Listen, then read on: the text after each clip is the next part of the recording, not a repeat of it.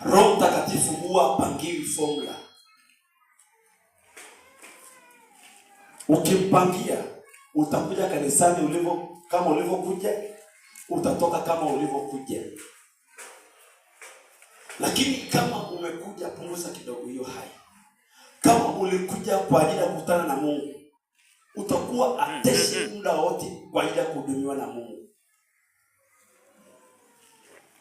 Na uhakika ule muda ambao tulikuwa tunacheza, yuko juu sana Mike.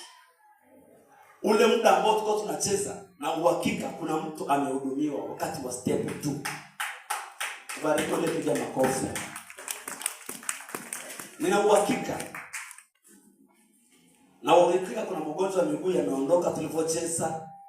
Kuna mwingine alikuwa na tatizo la pressure. Niliwahi kusifu mahali. Baada ya sifa tukaruhusu shuhuda. Mtu akasema nilivyocheza tu, moyo wangu ulikuwa una shida ya kukimbia ovyo. Yaani nashangaa nimecheza, moyo wangu sasa uko shwari. Kwa hiyo nataka nikufundishe wewe ambao unanisikiliza. Usimpangie Mungu utaratibu wa kukuhudumia. Waliojiwekea utaratibu wa kuhudumiwa na Mungu au wakampangia Mungu formula ya kuhudumia, walibaki na maisha yao vivyo hivyo.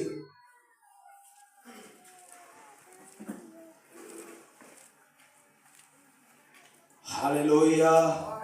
Haleluya. Kama mnanipenda mnisalimie katika jina la Yesu Kristo.